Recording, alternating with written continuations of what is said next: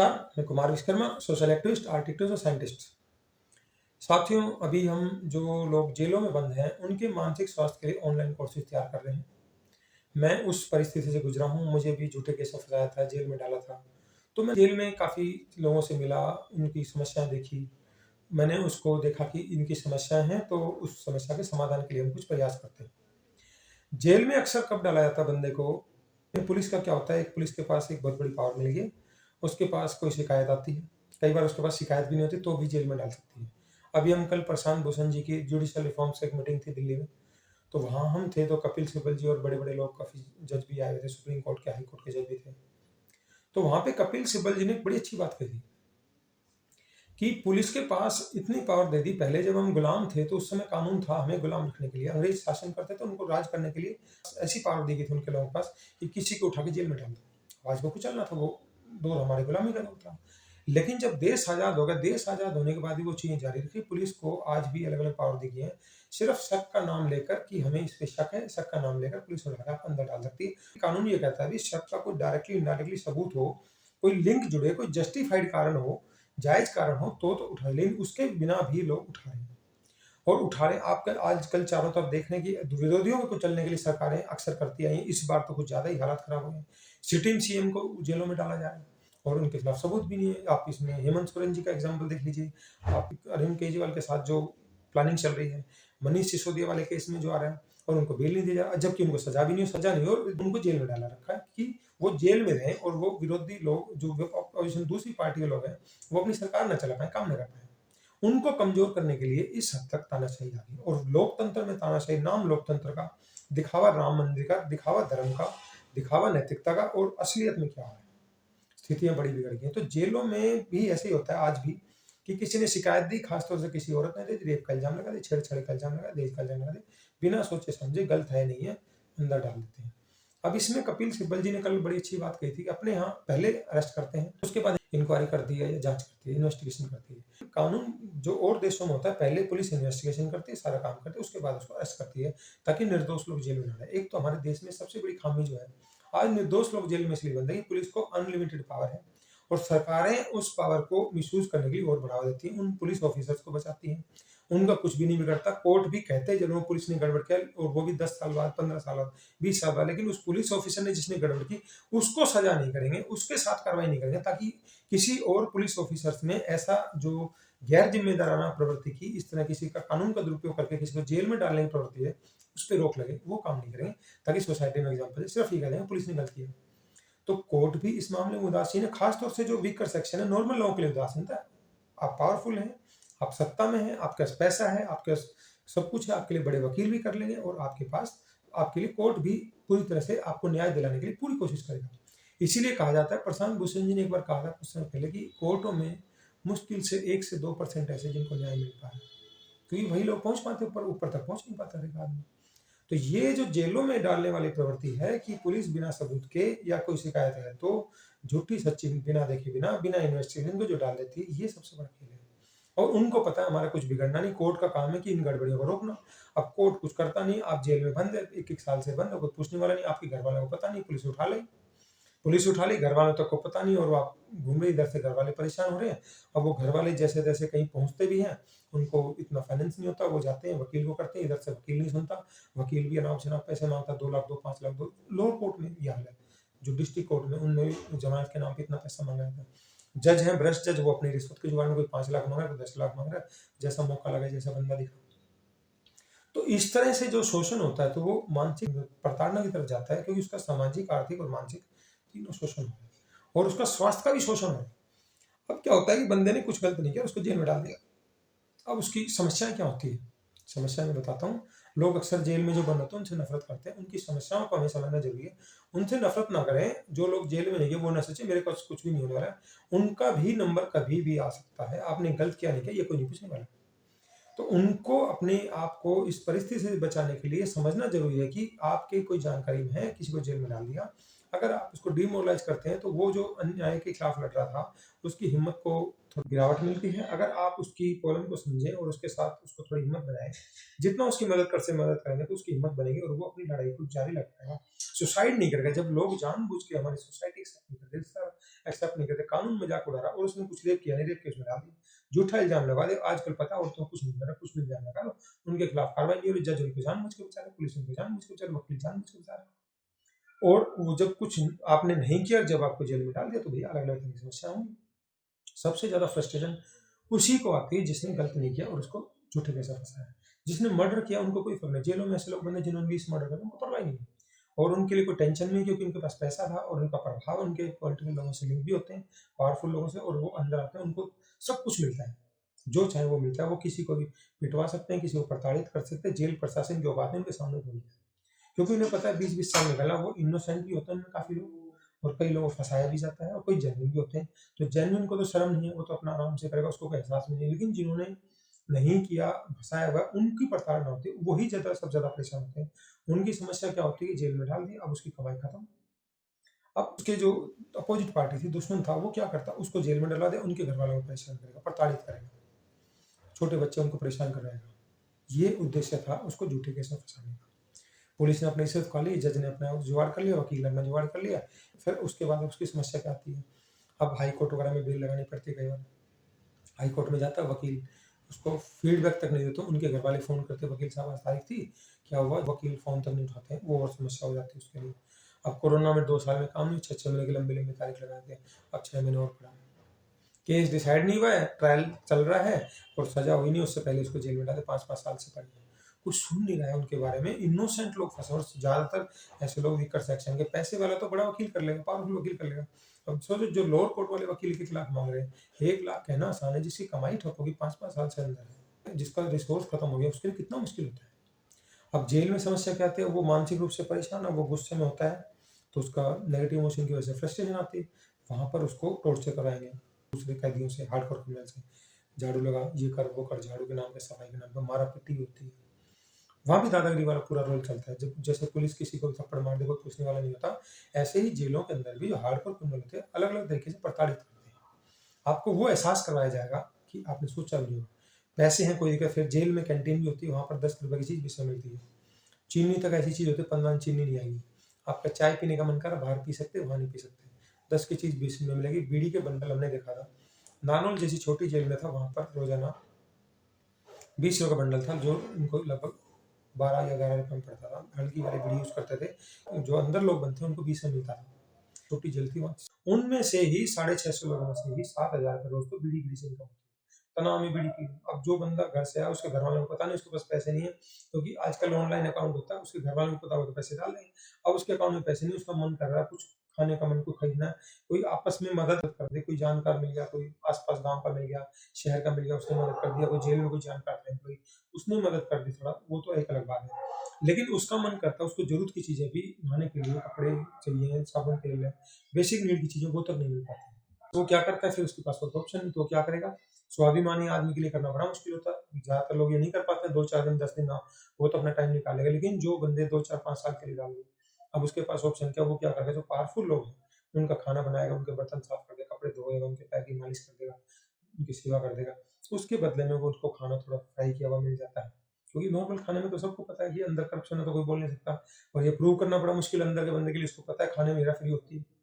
रोज़-रोज़ उस खाने को खाना बड़ा मुश्किल होता है। मन इंसान का करता है कि मैं ये खा लूँ, वो खा लूँ। हाँ, जिसके पास पैसा है उसके लिए कोई दिक्कत नहीं, उसके लिए जो चाहे वो मिल जाएगा। तो उनका काम करके वो एक तरह से नौकर काम करता है, मेड का काम करता है, और उसको उसके बदले में थोड़ा-सा कोई कपड़े पहनने को मिल जाते हैं, साबुन, तेल, जो छोटी-मोटी पेस्ट वगैरह की रिक्वायरमेंट है वो मिल जाती है। थोड़ा-सा कंफर्टेबल वो ये मान लेता है, भई जब तक बेल ना हो तूने इस तरह रहना, तेरे को टाइम निकलना। अब उसमें जो दूसरी नेगेटिविटी जब बार-बार आती है, रोकते हैं कि मेरे पीछे परिवार वालों को क्या होगा। जब उनके घर वाले उनसे मिलने आते हैं, तो मैंने ऐसे देखा कि वो लोग अपनी शेव करके अपने गम को छुपाने के लिए घर वालों तक को बताते नहीं। हालाँकि अब जेल में फ़ोन की फैसिलिटी शुरू हो गई है, फ़ोन में 5-7 दिन का टाइम मिलता है। कई बार वो भी नहीं मिल पाता कभी-कभी। कई बार जेल में रिस्ट्रिक्शन बहुत सारी होती है। तो उनके जब घरवाले मिलने आते हैं, वो अपनी प्रॉब्लम नहीं बताते। बोला अगर मैं डाँटी बड़ी रहेगी, मैं टेंशन में, घरवाले वो टेंशन में हैं। तो वो उस दर्द को उस हद तक छुपाते हैं कि घरवालों तक को ना पता चले। परेशानी तो उसकी है। तो मैंने जेल में अलग-अलग लोगों की समस्याएँ देखी हैं कि कोर्ट में वकीलों की गड़बड़ करना। तो जेल में जाने के बाद वकील ज़्यादा हावी हो जाते हैं। उनको पता है वो तो अंदर है, वो फँस गया तो मजबूर है। अब तू बात कर, ना कर, उनकी मजबूरी, वो बेचारे चक्कर काट रहे हैं, वो चंडीगढ़ जा रहे हैं, उनके घरवाले फीस एडवांस ले ली, अब उनको परेशानी है कि भैया पैसा भी दे दिया और हमारा काम भी नहीं हुआ। तो उसकी वजह से जो अलग-अलग फ्रस्ट्रेशन आती है, जो पल निकलता है, कई लोग बड़ी-बड़ी मानसिक बीमारी के शिकार हो जाते हैं, टीबी हो जाती है, उनको वहाँ पर डाइट नहीं मिलती। अब कहने को सरकार ने डाइट लगा रखी है, दूध मिलता है, पनीर मिलता है, जो लोग बीमार हो गए उनको हेल्थ को मेंटेन करने के लिए सलाद मिलती है, लेकिन वो सलाद भी सिफारशी लोगों को मिलती है। अगर आपकी सिफारिश से जुगाड़ है तो आपको दूध मिल जाएगा, पनीर मिल जाएगा, सिफारिश जुगाड़ नहीं तो नहीं मिलेगा। मैं इस चीज़ का भुगतभोगी हूँ, मेरे को आँखों का नंबर 0.5 से -3.5 हो गया था, फैटी लिवर की प्रॉब्लम आ गई थी, तो मैंने उनको रिक्वेस्ट किया था कि मेरे को एलोपैथी दवाई ना देकर आयुर्वेदिक दवाई दिलवा दो। मैं तो अंदर हूँ, मेरी तो इनकम है नहीं, मेरे को चश्मा दिलवा दिया स्टेट एक्सपेंस से, या जो मेरी पत्नी जिसने जो झूठी शिकायत डाली है, वो कमा रही है, उससे दिया जाए, वो इनकम है उसकी और मैं अंदर हूँ, तो उसको चश्मा दिलवाया जाए और मुझे आँवले का मुरब्बा, मुझे आँवले का मुरब्बा चश्मा तक नहीं दिया। जबकि चश्मा और ये देने का हमारे जेल मैनुअल में प्रावधान है कि कोई बंदा अंदर उसके पास तो इनकम है नहीं। तो सोचो किस तरह की परिस्थितियां होती है, दवाई इलाज तक में हेराफेरी होती है। ये जज इस हद तक गिर गए और फिर जजों का टॉर्चर। आप अगर अन्याय के खिलाफ आवाज उठा रहे हैं, वो बाहर आपकी फैमिली को टॉर्चर कर रहे हैं, रिश्तेदारों को टॉर्चर कर रहे हैं, वो इधर से आपको फंसा दिया, आपकी कमाई खत्म होगी, आप अंदर कमजोर होने की तरफ जा रहे हैं, इधर से मानसिक तनाव हो गया, मानसिक रोगी बनने की तरफ जा रहे हैं, इधर से वकील नहीं सुन रहा, जज नहीं सुन रहा, बार बार। तो ये जब लंबे समय तक होता है तो लोग 2, 4, 5, 10 दिन निकालना बड़े अलग बात है। कई लोग 10 दिन में भी बहुत ज्यादा डिस्टर्ब होते हैं, लेकिन जो 7, 6 महीने निकालते हैं उसके बाद लंबा समय निकालना बड़ा मुश्किल होता है और फ्रस्ट्रेट हो जाते हैं, लड़ाई झगड़े होते हैं। वहाँ जेल में छोटी-छोटी बातों में लड़ाई झगड़े होते हैं। आप हैरान होंगे कि बाहर जब हम खाना खाते हैं, हम खाने पे कभी झगड़ा नहीं करते। जबकि वहाँ खाना फ्री का आता है, रोटी, सब्ज़ी, किसी को भूखा नहीं रहने देंगे। क्वालिटी उसकी 19-20 होती है, लेकिन उसमें कोई व्यक्ति भूखा नहीं सोता। बैरक में 20 आदमी, 100 रोटी बनी तो 10-15 रोटी उन्होंने फालतू दे दी, किसी की डाइट कम ज़्यादा हो सकती है। वहाँ पर ऐसे-ऐसे लोग हैं जो घर में कभी भी रोटी को तोड़ के नहीं फेंकते, वहाँ पर अब एक आदमी की 5 रोटी आती है।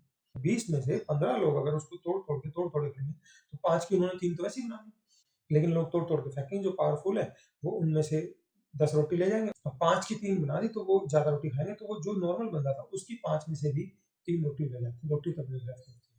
तो सोचो लोग रोटी तक चोरी करते हैं, मानसिकता के लिए, क्योंकि जिसकी मानसिकता चोरी करने की है, वो चोरी करेगा। जो हैबिचुअल चोर है, वो ऐसी ही चीज़ों की चोरी करेगा। चीनी है, जैसे जेल में अब वहाँ पर कोई लॉकर तो होता नहीं, वहाँ पर चीनी रखी है आपने, चीनी रखी है, पत्ती रखी है आपको चाय बनाने के लिए, जैसे आपका मन कर गया तो आपने वहाँ पर अंगीठी जल रही है, अंगीठी में उसने काम कर लिया थोड़ा-सा, तो उसके बाद आप वहाँ पर चाय अगर बनाना मन करा, किसी से मदद ले ली, बर्तन ले लिया, तो आपको चाय बनाने का मन करेगा, किसी के साथ बना ली।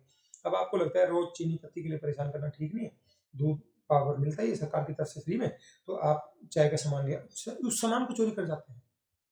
भैया बाहर छोटी-छोटी चीज़ों की कीमत नहीं होती और जब जेल में होते हो तो अंदर छोटी-छोटी चीज़ों की बड़ी अहमियत होती है। आपको बाहर दही का मन कर रहा है, वहाँ दही आपको नहीं मिलेगा। कोई छोटा-छोटा कोई ब्रेड वाली चीज़ आती है, कोई डेली नाश्ते में कई बार वो छोटे-छोटे गोल ब्रेड्स आते हैं, वो दिए जाते हैं। कभी खीर बनती है, सप्ताह में 1 दिन आती है, क्वालिटी ज़्यादा हाई-फाई नहीं होती। कोई सब्ज़ी किसी ने फ्राई की है जो, तो वो सब्ज़ी की 1 चम्मच भी मिल जाए तो आपको बड़ा अच्छा महसूस होता है। एक बार मुझे याद है गर्मी का टाइम था, उस गर्मी में दूध फटना शुरू हो गया, वहाँ पे फ्रिज तो होता नहीं। तो मैंने उस फटे हुए दूध का पनीर निकाल के उस एक थैली में जो आधा लीटर की डबल टोन मिल्क की होती है, उसमें लगभग 60 ग्राम पनीर निकलता है। तो मैंने उसका पनीर निकाला, पनीर निकाल के मेरे पास तो मीठी थी नहीं, तो कोई जो वहाँ खाना बना रहे थे उसके साथ थोड़ा प्याज मसाला लेके मैं उसका थोड़ा सा पनीर भुर्जी बना दी। मतलब उस जो थोड़ी सी पनीर भुर्जी 50-60 ग्राम पनीर की बनेगी, उसको मैंने बनाया और मेरी आदत क्या है कि मैं लोगों को मना नहीं करता। तो मैंने वो थोड़ी-थोड़ी एक-एक छोटी चम्मच वो 6-7 लोगों को दे दी। वो कितनी मात्रा थी वो मेरे हाथ में नहीं था, लेकिन उस एक चम्मच को खाकर इतने खुश हुए कि उनके चेहरे पे मैंने मुस्कान देखी, जब मैं ये भूल गया कि पनीर पेट भर के खाना चाहिए। तो इस तरह मैंने फिर दूध खराब होने लग गया। कई लोगों ने चिढ़ के मारे मेरे बारे में पनीर फटवाने के लिए डॉक्टर से संपर्क, हालाँकि लोगों ने मेरा मज़ाक उड़ाने के लिए किया था। लेकिन जब मैं तो एक अच्छा काम करा था, दूध है वो फट के खराब हो गया। मैंने उसका सदुपयोग करके उनकी पनीर खाने की तलब को शांत कर दिया। तो मैं जो पनीर पनीर भुर्जी बनाते थे और वो लोगों तक पहुँच जाती थी, वो आसानी से बन जाती, ज़्यादा टाइम नहीं लगता। तो हर सिचुएशन में पॉज़िटिव सोचने की ज़रूरत है। अब अगर मैं सोचूँ मैं जेल में हूँ, दूध फट गया, ये हो गया, ये होगा भैया, वहाँ फ्रिज तो है नहीं और दूध आजकल सब केमिकल से आ रहे हैं, थैली वाला दूध, दूध तो फटेगा। तो इस तरह से बुरे दौर में भी आप अच्छी चीज़ें करने का अगर आदत बना लें, वो लाइफ में काम आती है। जब मेरे साथ गड़बड़ हो रही थी, हाई कोर्ट मेरी बात नहीं सुन रहा था, 3-3 महीने का टाइम दे रहा था। कानून ये है कि मेंटेनेंस एग्जीक्यूशन में 30 दिन से ज़्यादा बंदे को रख नहीं सकते। हाई कोर्ट में डाला, हाई कोर्ट नहीं सुन रहा, 3-3 महीने की 2 बार तारीख दे रहा है। तो भैया 30 दिन का प्रोविज़न का तुक क्या रहेगा? हाई कोर्ट अपीलेट कोर्ट होता है। नीचे जज गड़बड़ कर रहा है, वो ऐसा कर रहा है, हाई कोर्ट से लाओ, हाई कोर्ट सुन ले रहा है। तो सोचो सिचुएशन कितनी खतरनाक है। फिर भी मैंने क्या किया, मुझे इन चीज़ों का पता था, मैं डेली प्रेयर करता था। मैंने कई लोगों को मदद की, कई वहाँ बैठे थे, परेशान थे। जेल में लोगों के इश्यू क्या होते हैं आपस में कि मेरी बेल नहीं हो रही। जब कोई बेल हो जाती है, बैरक से जाता है तो उनकी उम्मीद बनती है, भई आज ये गया, हमारा भी नंबर आएगा। वो क्या करते हैं, वहाँ एक मंदिर सा होता है, वहाँ पे पूजा भी करते हैं सब अलग-अलग तरीके से। जेल में जो लोग एस्ट्रोलॉजी जानते हैं उनकी तरफ लोगों का बहुत रुझान रहता है, क्योंकि परेशान उसको भी किसी तरह से कुछ समाधान, कोई उम्मीद दिखा दे कि मेरी बेल हो जाए। तो मैं जेल में था तो मेरे को पामिस्ट्री आती थी, मैंने काफ़ी लोगों के हाथ देखे, उससे काफ़ी सीखा। मैंने किसी से 1 रुपया नहीं लिया क्योंकि वो पहले बेचारा मजबूर है। तो कोई दूध लाता था कि भाई साहब चाय बना लें, मैं उस चाय को बनवा के सबको दे दिया करता। तो वो अपनी-अपनी सोच की बात है, तो उनकी समस्या क्या होती है, ज़्यादातर जो उनके इश्यू होते हैं, डिस्कशन होते हैं, बेल होते हैं। एक बार की बात है, मुझे याद है, मैं बैठा था, एक बंदा था, वो पावरियों के परिवार से था, उसने उसको पढ़ाया, वो नर्स लगी गवर्नमेंट जॉब में, उसकी 50-60 हज़ार सैलरी, उसने उस पे केस डाला। गवर्नमेंट जॉब लगी, मुझे अब इसकी क्या ज़रूरत है?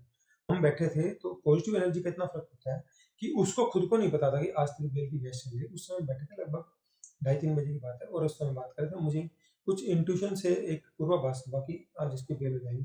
तो मैंने बताया, बाई चांस उसका काम हो गया, और 2 घंटे बाद उसका मैसेज आता है, तेरी जमानत। तो उसको कितनी खुशी मिली। वो छोटी-सी उम्मीद से कितना बड़ा काम हो जाता है। कई लोग शोषण करते हैं बीड़ी के लिए, वहाँ पर आपको चीनी 1 चम्मच माँग ली तो लोग लड़ाई करना शुरू कर देंगे। आपको बीड़ी पीनी है, रोज़ के 4-4 बंडल 3-3 महीने से पी रहे हैं। 1 बंडल 20 रुपए का, यानी ₹80 की बीड़ी आपको मिल जाएगी, नशा करने के लिए, आपको बर्बाद करने के लिए, आपके शरीर को खराब करने के लिए। लेकिन आपको अच्छी चीज़ चाहिए, वो नहीं मिलेगी। वहाँ पर एक हाजमोला का पाउच आता है ₹1 का, उसकी भी कीमत होती है। जब पैसा मन करता है, तो मैंने ऐसे लोग देखे हैं कि ये हालाँकि अपना ज़मीर मार के काम करना पड़ता है, बड़ा मुश्किल काम है। जैसे मेरे पास थोड़े से पैसे आते थे बिस्कुट, भुजिया के छोटे-मोटे काम के लिए, मेरे पास भी ज़्यादा पैसे नहीं थे, तो मैं, कोई कहता भाई साहब मेरे पास बिस्कुट नहीं है, मुझे एक बिस्कुट का पैकेट दिलवा दो, मैंने उसको दिलवा दिया। ₹5 कोई बड़ी बात नहीं, लेकिन उसके लिए उस समय बिस्कुट एक सोने चांदी या शाही पनीर से ज़्यादा इम्पोर्टेंट है। मन सबका करता है। तो साथ ही जेल में अलग-अलग समस्या होती हैं। तो कभी भी कोई आपका जानकार रिश्तेदार है जिसको जेल में डाल दिया गया, उसको नेगेटिव एनर्जी की तरफ ना ले जाएँ, उसका मज़ाक ना उड़ाएँ, क्योंकि जब आप ऐसा करते हैं तो उसकी उम्मीद को तोड़ते हैं।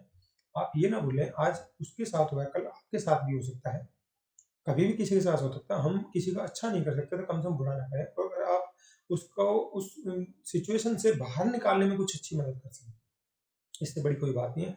और उसके लिए सबसे बड़ी बात है, आप उसकी बात को ही थोड़ी देर सुन लें, तो उसको बहुत सारी उम्मीद मिलेगी, उसको हिम्मत मिल जाएगी, और आपका सिर्फ 10-20 मिनट का टाइम है। मैंने बहुत 5,000 से लोगों ऐसे लोग मिला हूँ, जिनको सुसाइडल की कगार पे थे, और उन 5,000 लोगों को जिनसे मिला हूँ, वो सुसाइड से मैंने उनको बचा लिया। सिर्फ क्या होता है, उस पल पे उसका दुखड़ा वो सुनने वाला कोई चाहिए, जेन्युइनली सुन ले, और उसको जेन्युइन सलाह दे दे। तो आज स्थिति ऐसी बन गई है कि कभी भी किसी के साथ कुछ भी हो सकता है, तो आप बजाय किसी का मज़ाक उड़ाने के, उनके साथ सहानुभूति वाला व्यवहार रखें, और उनकी कोई किसी भी रूप से मदद कर सकते हैं, करें। मेरे को जेल में डाला, हाई कोर्ट ने गड़बड़ की, एडीजे गड़बड़ करा था, और भी सेशन जज गड़बड़ करा था, क्योंकि उनके मैंने रिश्वत लेते सबूत पकड़ लिए थे। लेकिन फिर भी मुझे उम्मीद क्यों थी कि मेरे साथ एक मेरा दोस्त था, वो खड़ा रहा, तन मन धन से खड़ा रहा। वो मिलने भी आता था, मुझे भी कई बार एहसास होता था कि इसको परेशानी हो रही है, आना-जाना, टाइम वेस्ट हो रहा है। तो लेकिन नहीं, वो फिर भी आता था, तो उससे एक उम्मीद बनी रहती कि मेरे साथ कोई खड़ा है। जब भी आप जीवन के कितने मुश्किल दौर में, आपकी लाइफ में उम्मीद रहेगी, आप कितनी भी मुश्किल परिस्थिति हो, उससे जीत जाएँगे।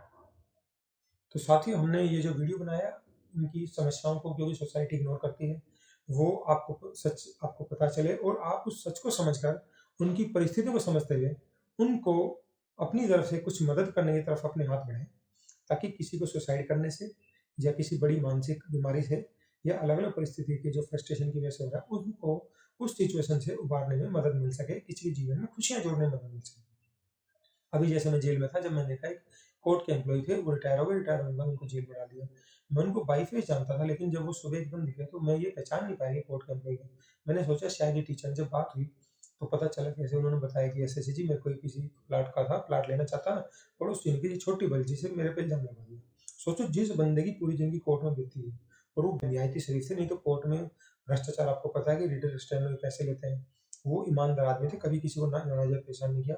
12 साल तक मैंने उनके साथ खुद देखा, उन्होंने कभी भी अलग-अलग कोर्ट में जैसे ड्यूटी बनती रहती है, कभी भी मैंने उनके अंदर कोई ईगो या किसी को जलालत करने वाली आदत नहीं देखी। उस बंदे के साथ ऐसा हुआ, तो उनको मैं काउंसलिंग करता था, उनको छोटी-छोटी चीज़ें समझाता था, भी कष्ट क्यों आते हैं, क्या समाधान है, कैसे अपने आप को मानसिक स्थिति को मजबूत रखें, कैसे अपने आप को इस प्रताड़ना के जो नेगेटिविटी में जाने से बचाएँ। तो जो इंटरेस्ट लेते थे, उनको मैं बताया था। कई लोग ऐसे भी थे जिनको पता होते हुए इंटरेस्ट नहीं लेते थे।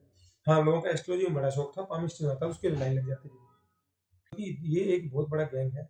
अभी मैंने जेल में जो लोग बंद हैं, उनकी मेंटल हेल्थ के लिए ऑनलाइन कोर्स बनाने के लिए पूरे इंडिया के सीएम को लिखा था, राष्ट्रपति को लिखा, प्राइम मिनिस्टर को लिखा, लॉ मिनिस्ट्री को लिखा, होम मिनिस्ट्री को लिखा, उसमें कोई रिस्पॉन्स नहीं है, क्योंकि सरकारें चाहती नहीं है। सिर्फ राजस्थान से एक रिप्लाई मेरे पास रिस्पॉन्स आया था, वहाँ के आईजी से मिल के इधर से सरकार वाले, मैंने उनको ये कहा था भी मुझे इस समय सिर्फ एक बार कोर्स बनाने की कॉस्ट अगर आप मदद कर दें, वो लगभग 25 से 30 लाख बैठेगी, तो मैं काफ़ी लोगों की बहुत बेहतर मदद कर सकता हूँ।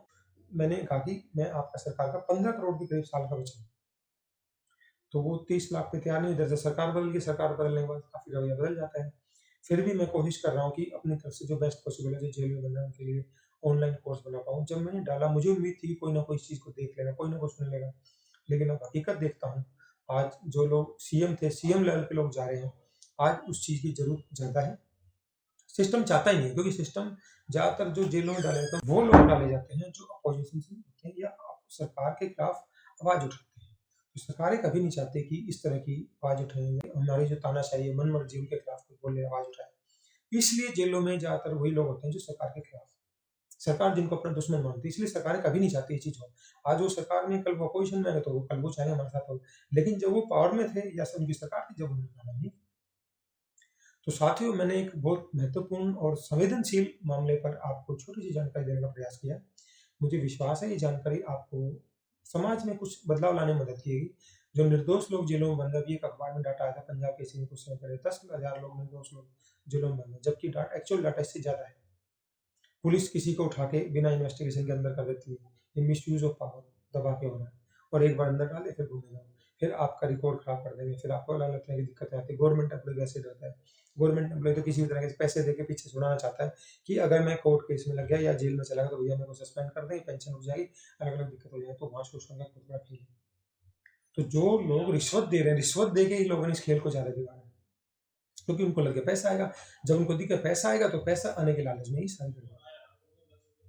तो साथ ही मैंने एक सोशल कॉज के नाते आपको महत्वपूर्ण जानकारी देने का प्रयास किया है। साथियों, आपको हमारा वीडियो अच्छा लगता है, इसको लाइक करें, कमेंट करें, सब्सक्राइब करें। आपको हमारे वीडियो में कोई भी कमी लगती है, इंप्रूवमेंट लगता है, सजेशन लगता है, आप हमें कमेंट सेक्शन में जाके जरूर बताएं, ताकि भविष्य में जो भी जानकारी लेकर आए, आपको बेहतर से बेहतर जानकारी दे सके। धन्यवाद, जय हिंद।